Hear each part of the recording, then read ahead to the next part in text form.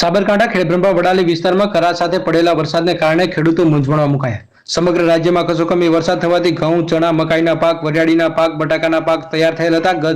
જ્યારે ગત વર્ષની જેમ આ વર્ષે પણ કમોસમી વરસાદથી ખૂબ મોટા પ્રમાણમાં ખેડૂતોને નુકસાન વેઠવાનો વારો આવ્યો છે.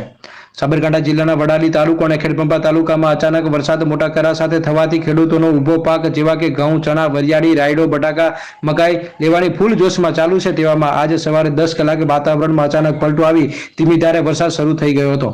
પરંતુ અચાનક 2 વાગ્યાથી બરફના કરા સાથે વરસાદ પડતા ખેડૂતોના હાથમાં આવેલો કોળિયો જોટવાઈ ગયેલ છે, જેથી ખેડૂતોને પારાવાર નુકસાન થયેલ છે. આમ વડાલી અને ખેડબ્રહ્મા વિસ્તારમાં કેટલાક ખેડૂતોના ઘઉં કાપીને ખેતરમાં જ પડેલ છે, તેમજ ઊભા ઘઉંને પણ ખૂબ નુકસાન થયેલ છે. તેમજ ચણા અને વરિયાળી કાપેલ પડી છે. વરિયાળીના પાકને તેમજ મકાઈનો પાક પાડી દીધેલ છે. બટાકા કાઢવાના તો બાકી જ રહી ગયેલ છે. તેથી સરકારશ્રીને સત્વરે ખેડૂતોને નુકસાનમાં રાહત મળે તે માટે તાત્કાલિક અસરથી સર્વે કરી યોગ્ય વળતર આપવામાં આવે તેવી માંગ ઉઠવા પામી.